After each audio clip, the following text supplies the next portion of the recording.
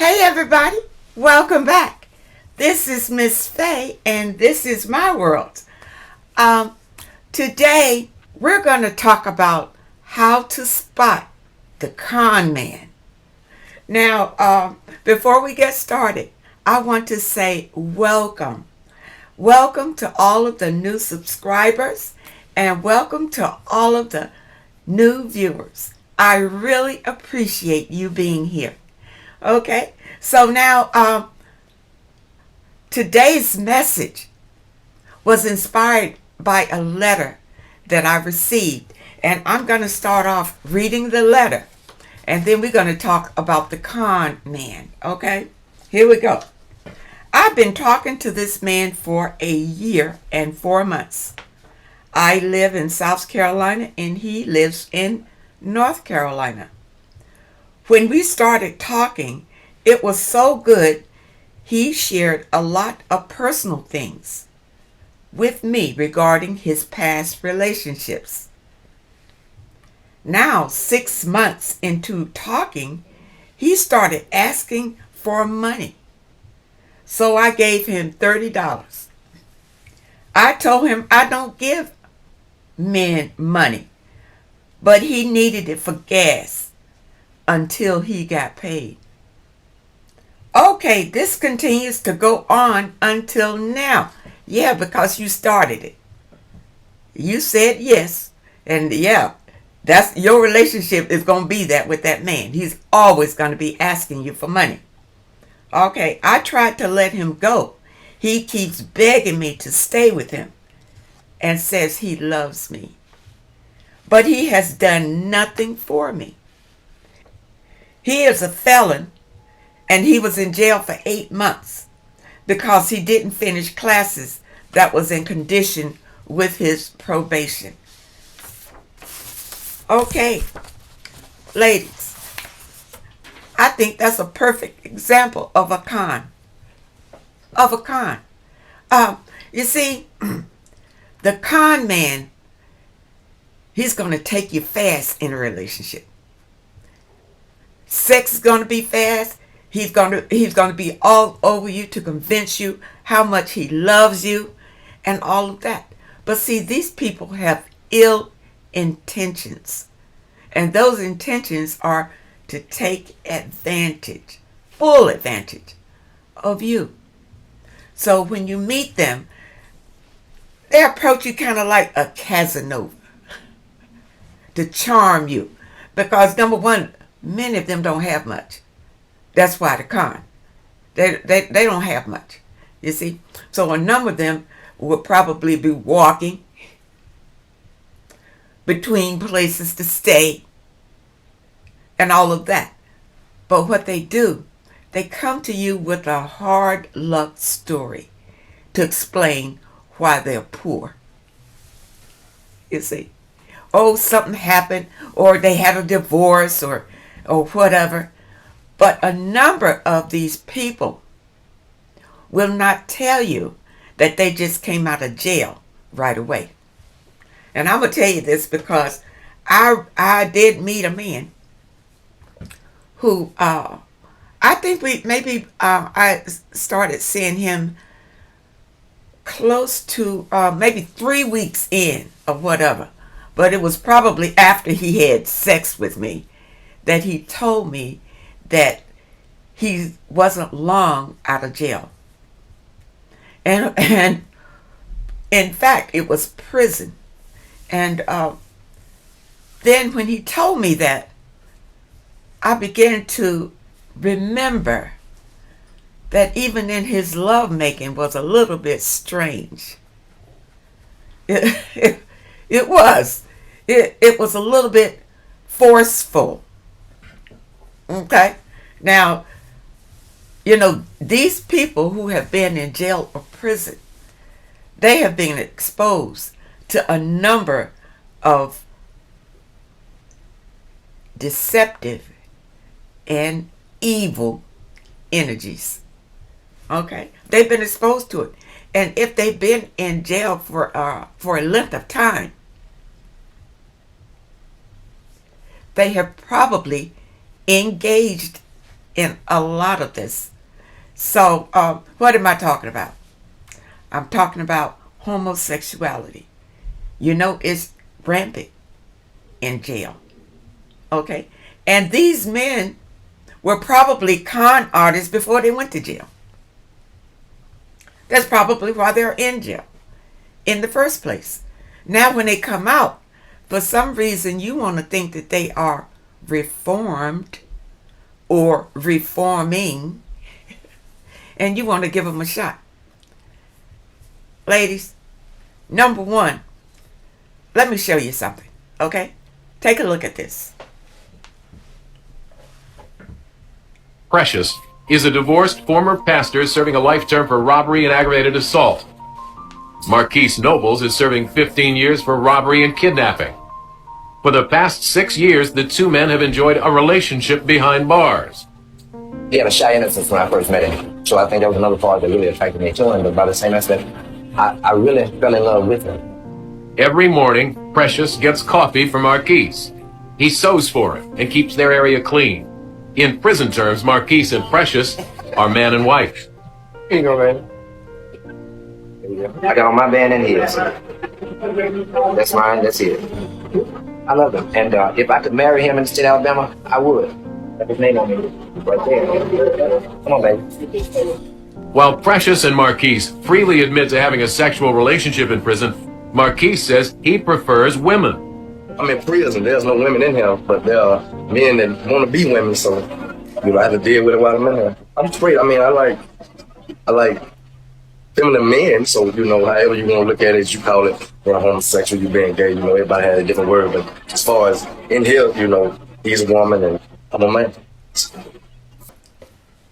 As you can see from the video, that homosexuality is a big thing in prison and jail, because these men are locked up for a long time. You know, they feel like they'll just be gay for the time that they're staying at whatever facility. Is this really what you want? When these men come out, are you don't care? You know, maybe there are women who really don't care. But when these men come out, because they are accustomed to having sex with another man, when they come out to you, they're not going to stop. Why should they stop? Just because they're coming to you? Okay. From this letter, you've been dating this man for 1 year and 4 months. And this is a long distance relationship, I suppose. Now, you didn't say, do you go visit him? Does he come visit you? Or how this works. But if he's asking you for money, it don't, stop it. Don't send him. In fact, I say cut this man off. This man is actually a waste of your time and energy. This man is never going to measure up to the kind of man that you deserve. So that's my advice on this man. He is conning you. And he lives in North Carolina. If you've never been there to his house, he could be married. Or he could be living with another woman with a family. You understand? With him living in another place, how you gonna know this man? Anyway, and you've been dating him for 1 year. It's been a long distance relationship, and you can't trust these men if they living next door. So you know you can't trust him, and he's living in a totally different state. Ladies, don't do that. Don't even start a long distance relationship. Men who start that are only playing you anyway. Men who say, oh, distance doesn't mean anything, and whatever they tell you. It does. You don't have a relationship if this man is way over here and you are way over here. What is that? What is that? You just know him. Know of him. We'll say that. You know of him. You don't know his situation at all. At all. So I think it's a bad idea for you to continue with this man. And it's a double bad idea. The man's been to jail. And he's irresponsible because he didn't even keep up with his probation. Dump him. Dump him now. And, you don't have to ghost him. Tell him to his face it's over. Send him a letter. It's over. And then block it. Okay? That's my advice on that one. Now, we got another letter here. What's your advice on dating a man that's been in prison for 36 years? He's on parole and wants to marry me. My advice is no, no, no, no. Do not marry this man. No, it'll be the biggest mistake of your life. It'll be the biggest mistake of your life. And I'm going to tell you, these men who are in prison are homosexuals. Now, a man that's been in prison, think about it, for 36 years, and you don't think he's been having sex in prison? Are you joking? He's been having sex with somebody. Now, they tell me in prison that these men, they have multiple women sending them money to, in prison, and sending them gifts or whatever they need, and and writing them and communicating with them. And so you are not the only one. I don't care even if you're married to him.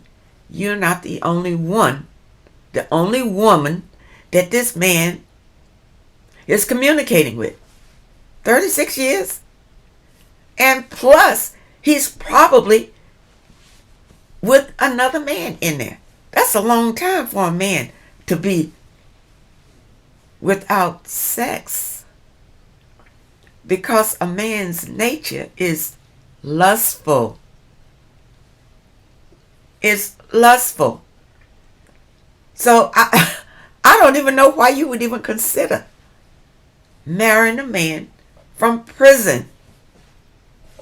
It's a very bad idea. A very, very bad idea. Even when he comes out of prison, it's different for him now. Now he's free. He's free. Where plenty of women are out here. What make you think he gonna run off and marry you for what? Because you held him down those 36 years while he was in prison? That's the con in him. That's the con. He conned you to take care of him while he was doing his bid in prison. And you ain't the only one that was holding him down. Don't be fooled by that. You understand? 9 times out of 10, these men do not fulfill their promises. So don't count on this man marrying you. Now, let me look at this again. Now, he's on parole and he wants to marry you. Okay. It's the same thing. If this man wants to marry you, he wants a place to stay. He wants somebody to help him get on his feet again. You understand? Why does that need to be you? He wants a crutch. And once he gets on his feet, he may leave you. Other than he's used to having sex probably with other men. He ain't going to stop that. Whether he marries you or not. It is a risk for you. It is a terrible risk for you to take to marry this man. You will destroy your life if you do. This man is no good for you. He is damaged. Damaged goods. And you should tell him no. And you should not be desperate to marry a man. And this sounds like desperation for you to even think about marrying a man that's been in prison for 36 years. He has been groomed to the prison society, the way things are done in prison. He's accustomed to the prison life. When he comes out, he has to get reaccustomed to society. And if he's on parole, he's probably doing that now. So he wants to hurry up and hook up with you because maybe this will look good on his parole. He'll have a place to stay, number one. See, he needs a permanent resident. That's probably one of the requirements of his parole. He needs a resident. He doesn't want to bust his behind trying to find a job and get to. He'll just get a job and move in with you and marry you. He's taking advantage of you. It's a con. It's a con. Do not marry this man. You will regret it. You'll regret it. That's why I showed that segment from prison, so you know what's going on in prison. A lot of us don't know. We just think that they're just sitting there and waiting till their time is out, and you understand, kind of like as if they were in a hospital or something. Yeah, you understand. They have a little recreation or whatever. But these men are having sex with each other when they are in prison. That's right. And even the guards are having sex with them, with the inmates. It is not a good situation. Even to be dating a man in prison is not a good situation at all. Many women don't know what these men are doing in prison. They have access to computers and dating sites. That's right. They are, a lot of those men in prison may be those men that you meet on a dating site that claim that they are way off in Europe somewhere working on an oil rig when they are in prison. And then when something happens that they can't, they want to marry you, and then when they can't, get to their money, they ask for your money, and you send it, you don't know where your money went. Some of them guys are in prison. Conning you. Ladies, the best way for you to be aware of a con man, number one, when you meet people, be celibate. Don't allow them to seduce you to sex right away, because that's number one.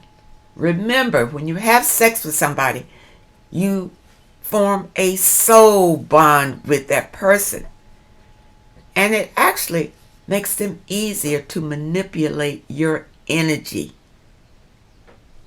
Okay? Which means that they are closer to you. We'll say that they are closer to you. Okay? Now, you see, the con man, he wants to be in your bed and in your money. You see, because he gets in your bed because that kind of breaks down those barriers. Okay? And he goes straight for your money. The con man is after your resources. That's basically what he's after. And he will use sex to get there. You understand? Because he knows that women, number one, women want to be married. Some con men won't even talk about marriage, but they'll talk about moving in. And the ones that talk about marriage, believe me, they need a marriage for something. And it's not because they love you. They need to be married for some reason. And it's not because of you. Decent men take their times. They're not rushing to get married. Even if they've never been married, they're not rushing to get married. They take their time because the woman, they realize that the woman that they bring into their lives is going to affect their reality. And they want to make sure that it's the right woman. But these con men, any woman that has resources that they need, that's the woman they're going for. That's the woman they're going for. Now, the con man will challenge your boundaries. When I first met a con man, and I told him, he gave me his number. I said, I don't call men, so I don't need your number. And he says, I said, but I may give you mine, like that. And he says, why you won't call me? I say, because number one, I believe that men should call women if they want one. And he didn't know how to take that.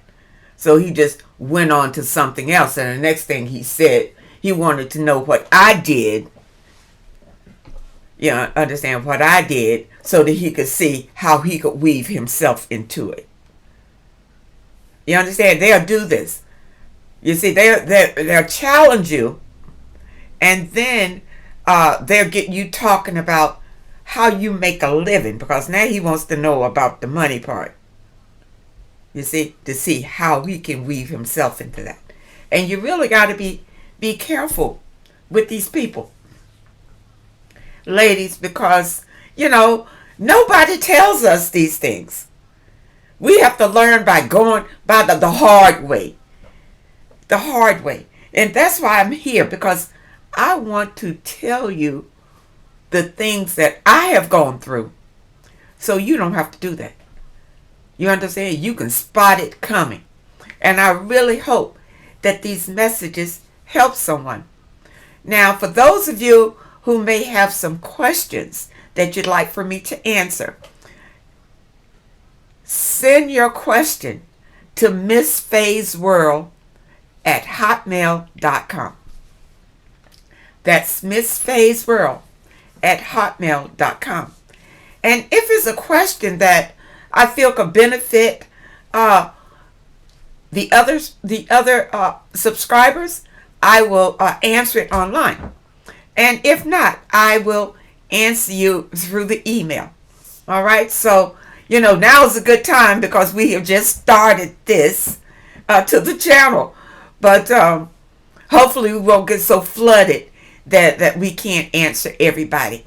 So anyway, I hope that this video was helpful to someone. And I really appreciate you all. Thank you so much to those of you who left a donation. I really appreciate it. And thank you for the comments. Just keep them coming. I read them every evening. I get a chuckle out of a lot of them. And I wish you well. I really appreciate it. So I love you all. Take care of yourself. And I hope to see you next time.